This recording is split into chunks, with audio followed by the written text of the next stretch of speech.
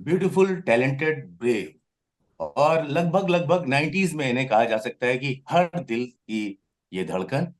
इनका नाम है सोनाली, हर दिल पर राज करने वाली। बहुत बहुत स्वागत है आपका। Welcome to Lyca radio and Lyca gold. कैसी हैं सोनाली आप? बिल्कुल ठीक हो। Thank you so much for this lovely introduction. That's really sweet of you.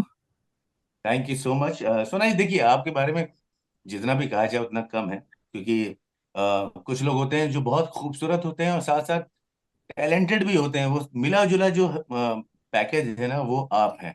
और ये किसी से छुपा हुआ नहीं।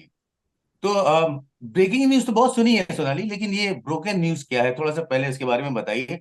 और जी। माफी चाहूंगा कि मैंने देखा नहीं है, लेकिन इसके बारे में सुना बहुत है, पढ़ा बहुत है, टीजर ऑफ कोर्स देखें। हम्म, तो सीजन 2 में क्या होगा, क्या है तो ब्रोकन न्यूज आपको 2? देखना पड़ेगा सीजन 2 में क्या होगा, लेकिन अगर आपने सीजन 1 देखा है तो आप जानेंगे कि बहुत सारी चीजें हुई हैं सीजन 1 में। और वहीं से कहीं पे कहानी आगे जाती है। सीजन 1 के एंड में राधा भार्गव, जो श्रेया का कैरेक्टर है, वो जेल जाता है। और उसके बाद में क्या होता है, कि सीजन 2 जब शुरू होता है तो राधा अभी भी जेल में है। अमीना स्ट्रगलिंग कि वो जेल से निकाल नहीं पा रहे हैं। दीपांकर इज ने राधा के कैरेक्टर को टेररिस्ट कह दिया है। सो जी। बहुत सारी चीजें हो रही हैं। एंड सो जैसे ही शुरू होता है सीजन 2, एक पूरे ड्रामा के साथ ही शुरू हो जाता है, and it just carries on that way. I think personally I would say कि मुझे सीजन 2 सीजन 1 से ज्यादा पसंद है। लेकिन सीजन 1 भी, जहां तक मुझे पता है, कि बड़ा कमाल का था। और जब आपने अनाउंस किया था कि आप आ रहे हो ओटीटी प्लेटफॉर्म पे, तो आपके लिए तो ये आपके फैंस के लिए तो ये न्यूज किसी तोहफे से, किसी सरप्राइज से कम नहीं थी। लेकिन ये बताइए कि हमेशा कैमरे के सामने रहने वाली सोनाली, जब अमीना कुरैशी बन के कैमरे के पीछे हैं, तो ये एक्सपीरियंस कैसा है? बहुत अच्छा था, इसलिए क्योंकि ये कैरेक्टर बहुत अच्छा था। जब व्हेन आई स्टार्टेड डूइंग, बहुत सालों बाद मैं फिक्शन कर रही थी। और ये इन दैट सेंस, जैसे आपने कहा, ये मेरा पहला शो फिक्शन का, ओटीटी का। और इसमें जब ये स्क्रिप्ट मैंने सुना तो it I was not headlining the show. ये मेरा शो नहीं था, ये ऑनसॉम कास्ट था। लेकिन अमीना कुरैशी का जो किरदार था, वो पढ़ने के बाद में वो कहीं पे दिमाग में बैठा रहा।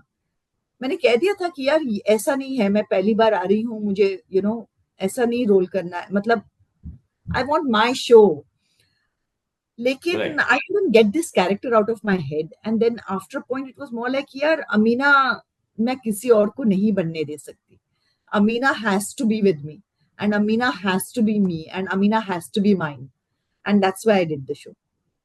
अच्छा, अब ये मानना पड़ेगा सोनाली, क्योंकि आजकल जो मीडिया की इमेज है, खासतौर पर न्यूज की इमेज है, उसमें इस तरह का जो किरदार निभाया है आपने, अमीना कुरैशी का, एक बेहतरीन, एक नामी गिरामी एक जर्नलिस्ट का, तो ये भी बहुत मुश्किल होता है कि ऑडियंस के बीच में इसे कैसे जस्टिफाई कराया जाए, क्योंकि मीडिया की बहुत अच्छी न्यूज इंडस्ट्री की खासतौर पर इमेज तो नहीं रही। तो क्या कहना है आपका? वेल एक्चुअली, जब सीजन 1 रिलीज हुआ था तो बहुत सारे जर्नलिस्ट को यही लगता था कि ये मीडिया बैशिंग होगी, हमें बैश करेंगे। लेकिन अगर आपने सीजन 1 देखा है और आगे जैसे हम सीजन 2 में जाते हैं, तो यू विल अंडरस्टैंड कि द ब्रोकन न्यूज जो है वो न्यूज रूम की ह्यूमन स्टोरी है। And we have to understand कि इवेंचुअली ह्यूमन ड्रामा जो होता है, वो कहीं पे भी हो, human emotions, human drama, human feelings, वो बहुत ज्यादा चेंज नहीं होते हैं। मॉरल क्वेश्चंस हुए, पर्सनल क्वेश्चंस हुए, चाहना नहीं चाहना, ये सारी चीजें, everybody goes through the same thing. Choices आपके सामने क्या है, आप क्या चूज करते हैं, आप क्या चूज नहीं करते हैं, क्यों करते हैं, ये सारे जो सवाल हैं, ये हर ह्यूमन बीइंग के सामने आता है, आपका कोई भी बिल्कुल। काम हो। And making the news room human is what broken news is done. And that is the drama, and that's why I think it is done so well also, क्योंकि पहली बार आप देख सकते हो कि न्यूज रूम्स में क्या होता है, क्या प्रेशर होता है, क्या स्ट्रेस बिल्कुल। होता है। और कितना इजी होता है कहना कि यार ये देखो बिक गए, ये हो गया, वो हो गया। लेकिन उसके पीछे जरूरत क्या है, उसके पीछे उनका थॉट प्रोसेस क्या है, ये सब समझना भी बहुत जरूरी है, और वही ब्रोकन न्यूज आपको दिखाता है। तो सोनाली, ये मानेंगे कि ये समझने का बहुत करीब से आपको मौका मिला है, क्योंकि जब आप देखते हैं कि जब भी बीइंग ए सेलिब्रिटी बहुत सारे आर्टिकल्स आते हैं, बहुत सारी न्यूज आती है, बड़ा मसाला होता है, तो कई बार बुरा भी लगता है, लेकिन कई बार उससे फायदा भी होता है। तो आप इसको अब जब जर्नलिस्ट का किरदार निभा रही, न्यूज रूम के बहुत करीब हैं, तो किस तरह से, किस नजरिए से देखती हैं सोनाली? हाँ, आई डिडंट अंडरस्टैंड। बुरा भी होता है, अच्छा भी होता है। I didn't understand what you mean by that. मेरा कहने का मतलब है कि कई बार जो सेलिब्रिटीज हैं उनके बारे में कुछ लोग बढ़ चढ़कर भी लिख देते हैं। होती है बहुत छोटी सी चीज, लेकिन मान लीजिए कि फॉर एग्जाम्पल आप किसी म्यूजिक लॉन्च पर गई और आपने वहां पर कुछ ऐसी चीज बोली जो आप समाज के लिए ही बोल रही हैं, लेकिन उसमें का कुछ छोटा सा हिस्सा उठा के उसे हमने वायरल कर दिया, तो उसका कई बार निगेटिव पब्लिसिटी का भी इम्पैक्ट आता है। उसके बारे में क्या कहना है? um, वही मतलब फेक न्यूज का वर्जन हुआ वो। और मेरे हिसाब से तो फेक न्यूज हमेशा से ही रही है, क्योंकि करेक्ट। अभी हम क्लिक बेट बोलते हैं, तब हम हेडलाइन कहते थे, या फिर फ्रंट कवर पे जो आपका ये आता है, क्योंकि वो अगर इंटरेस्टिंग ना हो तो बिकते नहीं थे मैगजीन्स या फिर न्यूज़पेपर। सो फेक न्यूज हमेशा से ही रहे हैं। आई डोंट थिंक उस समय सिर्फ सोशल मीडिया नहीं था तो आपको ये फेक न्यूज है ये समझने में 5-10 साल लग जाते थे, और तब तक जी। वो डाइल्यूट हो जाता था। अब आपको 5 या 10 मिनट लगते हैं, और फिर ये फैक्ट कि ये फेक न्यूज है ये दूसरी कहानी बन जाती है। तो साइकिल राइट। चलता रहता है। सो फिर एक, जी, sorry. Please continue continue. So उस हिसाब से अगर देखा जाए तो मेरे लिए ये फेक न्यूज हमेशा से ही रही है, and I am not surprise. मुझे ऐसे नहीं लगता कि ये आज की बात है fake news. But for me as an actor, when I would look at a journalist, बहुत सारे दोस्त होते हुए भी कहीं पे एक एक थोड़ा सा एक दे राइट लाइक दिस, ऐसा एक थोड़ा सा मनमुटाव जो होता था, वहां पे अब सोचती हूँ कि क्यों ऐसा लिख रहे हैं, क्या प्रेशर है इन पे जो ये ऐसा लिख रहे हैं। ये एक सोचने का एक ह्यूमननेस आ गया मेरे सोचने में, when I look at a journalist when they ask me certain questions. चलिए, मैं आपसे, आप अभी हाल ही में आपका इंटरव्यू देख रहा था, बहुत ही रिलेटेबल एक क्वेश्चन है, मैं आपसे पूछता हूँ कि 90s में कि आप सबसे खूबसूरत अभिनेत्री थी, और अभी भी आप उतनी ही थैंक खूबसूरत यू। हैं। लेकिन ये भी कहा जाएगा कि उस दौर में ये बहुत कम अभिनेत्रियों को ये प्रिविलेज मिला था कि उस दौर के जो नौजवान थे, जो लड़के थे, जैसे हम लोग, हमें तो आप पसंद थी, लेकिन उस दौर की जो सास थी वो भी आपको बहू बनाना चाहती थी। तो ये जो करिश्मा था आपका, आपको नहीं लगता ये बहुत कम लोगों को मिला? ये प्रिविलेज है, ये गॉड गिफ्टेड है आपके लिए। Oh my God, I never thought of it like that, but thank you. That's very अरे, kind और of you. जी, और अगर बात की जाए तो उस दौर में आपने सबके साथ काम किया है, शाहरुख हो, सलमान हो, आमिर हो, सैफ अली खान हो, अक्षय कुमार हो। आज लगभग लगभग अगर मान लें तो 15 साल के बाद अगर हम बात करें, तो वही एक्टर्स फिर भी आज नजर आ रहे हैं, वही टॉप में है। लेकिन आप जैसे टैलेंट क्यों इतना ज्यादा साइड लाइन हो जाते हैं? उस पर थोड़ा सा आप बात करना चाहेंगी कि Well, क्यों हम आपको नहीं देख पाते उतना? वेल मेरे मामले में तो मैंने when I had my child मैंने ब्रेक तो लिया ही था उस टाइम पे। मैं रियलिटी टीवी टैलेंट शोज जज कर रही थी, वो सब उसमें I was there, but definitely मैंने वो एक ब्रेक लिया हुआ था। उस समय ऐसे रोल्स भी नहीं लिखे जाते थे, बट नाउ आप सब 90s की लड़कियां देखो, हम लोग सब काम कर रहे हैं और अच्छा काम कर रहे हैं, जी। अच्छे रोल्स कर रहे हैं, and that I think is OTT की बदौलत है, जो ऐसी कहानियां दिखाने का सुनाने का एक मौका मिल रहा है, and I am grateful for that. अभी हाल ही में देखिए, आपने हीरा मंडी भी आई है, बहुत सारा टैलेंट एक साथ एक फ्रेम में नजर आ रहा है, और बहुत सारे लोग देखना चाहते हैं, क्योंकि बहुत कम, छोटी सी जर्नी, लेकिन बहुत ब्राइट जर्नी रही आप लोगों की।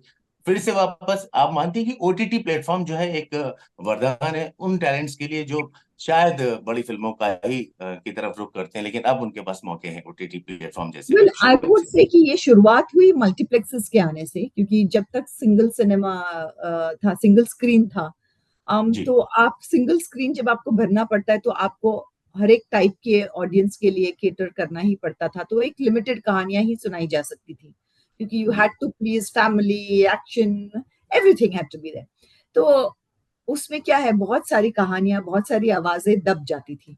पर मल्टीप्लेक्स के आने के बाद यू कुड सी ऑलरेडी वो चेंज आने लग गया, different kind of stories were being told, different kind of storytellers had a chance to you know for their voice to be heard. तो वहीं से कहीं पे ओटीटी में और भी वो आगे बढ़ा है, एंड आई थिंक ये बढ़ता रहेगा होपफुली आगे। um, जी और प्लेटफॉर्म्स खुलते रहेंगे, और किस्म की कहानियां सुनाने का मौका मिलेगा। एंड लाइक आई सेड कि आई एम ग्लैड कि मैं इस जमाने में हूँ जहाँ पे मुझे ये मौका मिल रहा है कि ओटीटी आ गया है और मुझे एक्ट करने का चांस मिल रहा है। बिल्कुल सही। और जिस तरह से रिस्पॉन्स आपको मिल रहा है द ब्रोकन न्यूज सीजन 1 का, सीजन 2 का, तो उससे आपको कितना कॉन्फिडेंस मिल रहा है कि बार बार इस तरह के प्रोजेक्ट, और खासतौर पर बार बार कहना बेवकूफ़ी होगी, लेकिन अ, जिस तरह का आप काम करना चाहती हैं उस तरह के प्रोजेक्ट आपके पास आए। आई एम होपिंग कि यू नो मुझे ये मौका मिले कि मैं टाइपकास्ट ना हूँ, अलग अलग किस्म के किरदार प्ले कर सकूं, यू नो अलग अलग स्टोरी टेलर्स के साथ में काम कर सकूं, B it writers, B it directors. I hope कि मैं अच्छे एक्टर्स, अच्छे टेक्नीशियंस के साथ काम कर पाऊं, क्योंकि फिल्म मेकिंग भी चेंज हो गया है, और यू नो सेट्स बहुत इंटरेस्टिंग हो गए हैं अभी।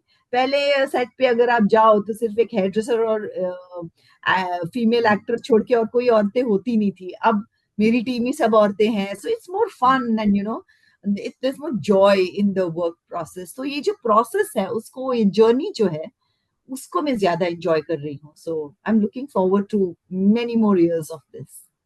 थोड़ा सा पीछे जाते हैं 90s की अगर बात करें तो देखिए अभी तो बहुत सारे फिल्में बन रही हैं जिनका रीमेक बन रहा है। Hi Anurag, सरफरोश sorry एक I'm ऐसी, interrupting you. You can ask a question again, but please take your last question. या ओके ओके फाइन। तो सोनाली, मैं आपसे जानना चाहूंगा कि सरफरोश एक ऐसी आइकॉनिक फिल्म थी आपकी जिसमें आपका काम भी बहुत पसंद किया गया, बहुत ब्यूटीफुल लगी। गदर आ गई, गदर 2 आ गई, जी, सरफरोश कब आएगी, इसका रीमेक कब बनेगी, हम आपको फिर से देखना ये तो चाहते आप जॉन से पूछिए, क्योंकि यू नो इट इज ये तो आईपी तो जॉन का है।